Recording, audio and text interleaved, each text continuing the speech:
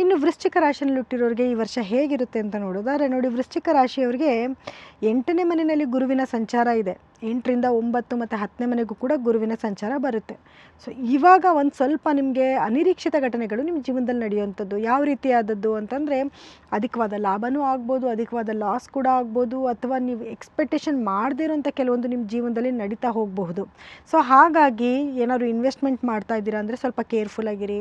ಮತ್ತು ಆರೋಗ್ಯ ಸಮಸ್ಯೆಗಳೇನಾದರೂ ಬಂತು, ಅದರಲ್ಲೂ ಶುಗರ್ ರಿಲೇಟೆಡ್ ಪ್ರಾಬ್ಲಮ್ಸ್ ಬರುವಂಥ ಚಾನ್ಸಸ್ ಇರುತ್ತೆ. ಸ್ವಲ್ಪ ಸಿಮ್ಟಮ್ಸ್ ಕಾಣಿಸ್ಕೊತಿದ್ದಂಗೆ ಡಾಕ್ಟ್ರ್ ಹತ್ರ ಹೋಗಿ ಸ್ವಲ್ಪ ಸಲಹೆಗಳನ್ನ ತಗೊಳ್ಳಿ. ಇಲ್ಲ ಅಂತಂದರೆ ಅದು ಉಲ್ಬಣ ಆಗುವಂತಂದರೆ ಮತ್ತೆ ಜಾಸ್ತಿ ಆಗುವಂಥ ಸಾಧ್ಯತೆಗಳಿರುತ್ತೆ. ಸ್ವಲ್ಪ ಆ ವಿಚಾರದಲ್ಲಿ ನೀವು ಕೇರ್ಫುಲ್ ಆಗಿರಬೇಕಾಗತ್ತೆ. ಇನ್ನು ಗುರು ನಿಮಗೆ 9ನೇ ಮನೆಗೆ ಬಂದಾಗ ಒಂದು ಅದ್ಭುತನೇ ಕ್ರಿಯೇಟ್ ಆಗುತ್ತೆ, ಒಂದು ಅದೃಷ್ಟನೇ ಕ್ರಿಯೇಟ್ ಆಗುತ್ತೆ. ಅಂದರೆ ನಿಮಗೆ ಏನಾದರೂ ಪಿತ್ರಾರ್ಜಿತ ಆಸ್ತಿಗೆ ಪ್ರಯತ್ನ ಪಡ್ತಾ ಇದ್ದರೆ ಅದು ಸಿಗುವಂಥದ್ದು, ಅಥವಾ ತಂದೆ ಮನೆಯಿಂದ ತುಂಬ ಒಳ್ಳೆಯದಾಗುವಂಥದ್ದು. ಮತ್ತು ನಿಮಗೆ ಗುರುಬಲ ಕೂಡಿ ಬರುತ್ತೆ. ಯಾರೆಲ್ಲ ಮದುವೆ ಹುಡುಕಾಡ್ತಲಿದ್ದೀರೋ ಅವರೆಲ್ಲರಿಗೂ ಕೂಡ ಮದುವೆ ಯೋಗ ಕೂಡಿ ಬರುವಂಥದ್ದು, ಒಳ್ಳೆ ಗಂಡು ಹೆಣ್ಣು ಸಿಗುವಂಥದ್ದು, ಮನೇಲಿ ಶುಭ ಕಾರ್ಯಗಳಾಗುವಂಥದ್ದು, ಗೃಹ ಪ್ರವೇಶ ಆಗಿರ್ಬೋದು, ಅಥವಾ ಯಾವುದೇ ರೀತಿಯಾದ ಪೂಜೆಗಳು ಹೋಮಗಳನ್ನ ಮನೆಯಲ್ಲಿ ಮಾಡಿಸುವಂಥದ್ದು, ಇದೆಲ್ಲನೂ ಕೂಡ ಈ ವರ್ಷದಲ್ಲಿ ನಿಮಗೆ ಆಗುತ್ತೆ. ಈಗ ಆಲ್ರೆಡಿ ನಿಮಗೆ 2ನೇ ಮನೆಗೆ ಗುರುವಿನ ದೃಷ್ಟಿ ಇರೋದ್ರಿಂದ ಹಣಕಾಸಿನ ಅಭಿವೃದ್ಧಿ ಚೆನ್ನಾಗಿರುತ್ತೆ, ಒಳ್ಳೆ ಹಣ ಬರ್ತಾ ಇರುತ್ತೆ. ನೀವು ಮಾಡ್ತಿರೋ ಕೆಲಸಕ್ಕೆ ನಿಮಗೆ ಒಂದು ಪ್ರಶಂಸೆ ಸಿಗ್ತಾ ಇರುತ್ತೆ. ಹಾಗೆ ಒಳ್ಳೆಯ ಬಿಸ್ನೆಸ್ ಕೂಡ ತುಂಬ ಚೆನ್ನಾಗಿ ಆಗ್ತಿರುತ್ತೆ. ವ್ಯಾಪಾರದಲ್ಲಿ ಸ್ವಲ್ಪ ಅಭಿವೃದ್ಧಿ ಆಗ್ತಾ ಇರ್ತೀರ. ಆದರೆ ಹಣಕಾಸು ಉಳಿಯೋದಿಲ್ಲ. ಸ್ವಲ್ಪ ನಿಮಗೆ ಇವಾಗ ಸದ್ಯದಲ್ಲಿ ನಿಮಗೆ ಹಣ ಉಳಿತಾಯದಲ್ಲಿ ಸ್ವಲ್ಪ ನಿಮಗೆ ಹಿಂದಾಗ್ತೀರಿ. ಯಾಕೆಂತಂದರೆ ಅಧಿಕವಾದ ಖರ್ಚು ಕೂಡ ಬೆನ್ನಲ್ಲೇ ಇರುತ್ತೆ. ನೀವು ಎಷ್ಟೇ ಸಂಪಾದನೆ ಮಾಡಿದ್ರೂ ಹಣ ಒಂದಲ್ಲ ಒಂದು ರೀತಿಯಲ್ಲಿ ನಿಮಗೆ ಖರ್ಚಾಗ್ತಾ ಇರುತ್ತೆ.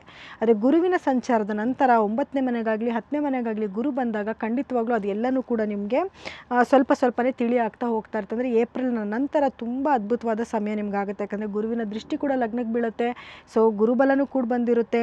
ವಿದ್ಯಾರ್ಥಿಗಳ ಎಜುಕೇಷನಲ್ಲಿ ಬಹಳಷ್ಟು ಮುಂದಾಗ್ತೀರ. ಇವಾಗ ಒಂದು ಸ್ವಲ್ಪ ಎಫರ್ಟ್ ಹಾಕಿ ಓದಬೇಕಾಗುತ್ತೆ. ಏಪ್ರಿಲ್ ನಂತರ ಸ್ವಲ್ಪ ಎಜುಕೇಷನಲ್ಲಿ ಚೆನ್ನಾಗಿರ್ತೀರ. ರೈತರಿಗೂ ಅಷ್ಟೇ, ರೈತರಿಗೆ ಇವಾಗಿಂದನೇ ಟೈಮ್ ಚೆನ್ನಾಗಿದೆ. ಯಾಕೆಂದರೆ 2ನೇ ಮನೆ ಗುರು ದೃಷ್ಟಿ ಇರೋದ್ರಿಂದ ನೀವು ಬೆಳೆದಂಥ ಬೆಳೆಗೆ ಒಳ್ಳೆ ಬೆಳೆ ಬರುವಂಥದ್ದು, ಅಥವಾ ಒಂದು ಒಳ್ಳೆ ಇಳುವರಿ ಬರುವಂಥದ್ದು, ಇದೆಲ್ಲನೂ ಕೂಡ ರೈತರಿಗೆ ಆಗ್ತಾ ಹೋಗ್ತಾ ಇರುತ್ತೆ.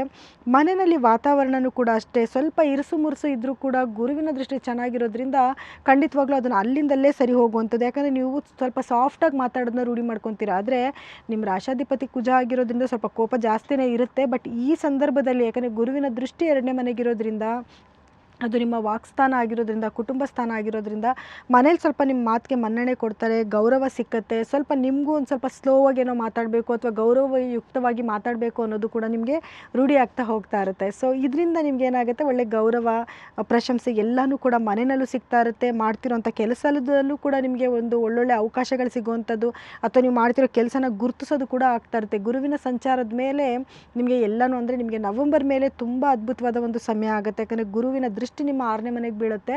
ಸೊ ಹಾಗಾಗಿ ಆವಾಗ ನಿಮಗೆ ಇನ್ನೂ ಒಂದು ಅನುಕೂಲಗಳಾಗ್ತಾ ಹೋಗ್ತಾ ಇರುತ್ತೆ. ಇನ್ನು ರಾಹು ಕೇತುವಿನ ಒಂದು ಸಂಚಾರ ಅಂತ ಬಂದಾಗ, ಈಗ ಆಲ್ರೆಡಿ ರಾಹು ನಿಮಗೆ 4ನೇ ಮನೆಯಲ್ಲಿ ಸ್ಥಿತನಾಗಿದ್ದಾನೆ. ತದನಂತರ ನಿಮಗೆ 3ನೇ ಮನೆಗೆ ಬರ್ತಾನೆ. ಸೊ ಯಾರೆಲ್ಲ ಸೋಷಿಯಲ್ ಮೀಡಿಯಾದಲ್ಲಿ ವರ್ಕ್ ಮಾಡ್ತಾ ಇರ್ತೀರಾ ಅವರಿಗೆ ಒಂದು ಅದ್ಭುತವಾದ ಸಮಯ.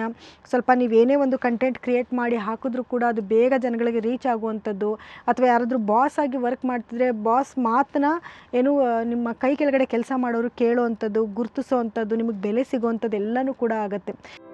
ಗೃಹಲಕ್ಷ್ಮಿ ಯೋಜನೆಯಡಿ ರಾಜ್ಯದ 1,24,00,000 ಯಜಮಾನಿಯರ ಖಾತೆಗೆ ಪ್ರತಿ ತಿಂಗಳು 2,000 ರೂಪಾಯಿ ನೇರವಾಗಿ ಜಮೆಯಾಗುತ್ತಿದೆ. ಇದು ಮಗುವಿನ ಶಿಕ್ಷಣಕ್ಕೆ ನೆರವು, ಅನಾರೋಗ್ಯದ ಸಮಯದಲ್ಲಿ ಆಪದ್ಬಾಂಧವ, ಗೃಹಿಣಿಯರ ಕೈಗೆ ಸಿಕ್ಕ ನಿಜ ಆರ್ಥಿಕ ಸ್ವಾತಂತ್ರ್ಯ. ನಾವು ನುಡಿದಂತೆ ನಡೆದಿದ್ದೇವೆ, ನಿಮ್ಮ ಪ್ರೀತಿ ವಿಶ್ವಾಸವನ್ನ ಉಳಿಸಿಕೊಂಡಿದ್ದೇವೆ. ಗ್ಯಾರಂಟಿ ಸರ್ಕಾರಕ್ಕೆ 1000 ದಿನಗಳು, ನನಸಾಗಿದೆ ಕೋಟಿ ಕನಸುಗಳು. ಭೂಮಿಗೆ ಸಂಬಂಧಪಟ್ಟಿದ್ದ ವಿಷಯದಲ್ಲಿ ಸ್ವಲ್ಪ ಕೇರ್ಫುಲ್ ಆಗಿರಿ ಅಷ್ಟೇ. ಯಾಕೆಂತಂದರೆ ಸ್ವಲ್ಪ ಲಿಟಿಗೇಷನ್ಸ್ ಬರೋ ಚಾನ್ಸಸ್ ಇರುತ್ತೆ. ಸ್ವಲ್ಪ ಕೇರ್ಫುಲ್ಲಾಗಿ ಹೆಜ್ಜೆ ಇಡಿ. ಇನ್ನು ಮಕ್ಕಳು ಎಜುಕೇಷನಲ್ಲಿ ಸ್ವಲ್ಪ ಹಿಂದಾಗ್ಬೋದು, ಸ್ವಲ್ಪ ಸ್ಲೋ ಆಗಿರ್ಬೋದು. ಸೊ ಇದರಿಂದ ಸ್ವಲ್ಪ ಮನಸ್ಸಿಗೆ ನಿಮಗೆ ನೆಮ್ಮದಿ ಶಾಂತಿ ಹಾಳಾಗೋ ಚಾನ್ಸಸ್ ಇರುತ್ತೆ. ಸೊ ಹಾಗಾಗಿ ಮಕ್ಕಳ ಕಡೆ ಸ್ವಲ್ಪ ಗಮನ ಕೊಡಿ. ಯಾವುದಾದ್ರು ವೆಹಿಕಲ್ಸ್ ಕೊಡೋದು ಇದನ್ನು ಯಾವುದನ್ನು ಮಾಡೋಕ್ಕೆ ಹೋಗಬೇಡಿ. ಇದಿಷ್ಟನ್ನು ಮಾಡಿಕೊಂಡ್ರೆ ಖಂಡಿತವಾಗ್ಲೂ ಈ ವರ್ಷ ನಿಮಗೆ ಅದ್ಭುತವಾದ ವರ್ಷ ಆಗುತ್ತೆ. ಸೊ ಪರಿಹಾರವಾಗಿ ಏನು ಮಾಡ್ಕೊಬೇಕು ಅಂತಂದರೆ, ಸುಬ್ರಹ್ಮಣ್ಯ ಸ್ವಾಮಿಯ ಆರಾಧನೆ ಜಾಸ್ತಿ ಮಾಡುವಂಥದ್ದು, ಸುಬ್ರಹ್ಮಣ್ಯ ಸ್ವಾಮಿಯ ದೇವಸ್ಥಾನಕ್ಕೆ ಹೋಗಿ ಬರುವಂಥದ್ದು. ಅದರಲ್ಲೂ ಮಂಗಳವಾರ ಸುಬ್ರಹ್ಮಣ್ಯ ಸ್ವಾಮಿ ದೇವಸ್ಥಾನಕ್ಕೆ ಹೋಗಿ ಕೆಂಪು ಹೂವನ್ನ ಅರ್ಪಿಸುವಂಥದ್ದು, ಅದರಲ್ಲೂ ಕಣದಲೆ ಹೂವು ಅರ್ಪಿಸಿದ್ರೆ ತುಂಬ ಅದ್ಭುತವಾದ ಒಂದು ರಿಸಲ್ಟ್ನ ನೀವು ನೋಡಬಹುದು.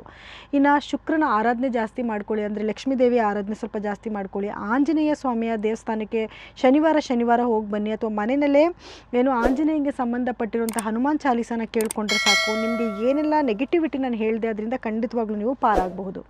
ಲೇಟೆಸ್ಟ್ ಹಾಗೂ ಇಂಟ್ರೆಸ್ಟಿಂಗ್ ಸುದ್ದಿಗಳಿಗಾಗಿ ಬಾಸ್ ಟಿವಿ ಕನ್ನಡ ಚಾನೆಲ್ನ ಸಬ್ಸ್ಕ್ರೈಬ್ ಮಾಡಿ. ಹಾಗೆಯೇ ಬೆಲ್ ಐಕಾನ್ ಪ್ರೆಸ್ ಮಾಡಿ. ಇದರ ಜೊತೆಗೆ ಫೇಸ್ಬುಕ್, ಇನ್ಸ್ಟಾಗ್ರಾಮ್, ಎಕ್ಸ್ನಲ್ಲೂ ಮಿಸ್ ಮಾಡದೆ ಫಾಲೋ ಮಾಡಿ.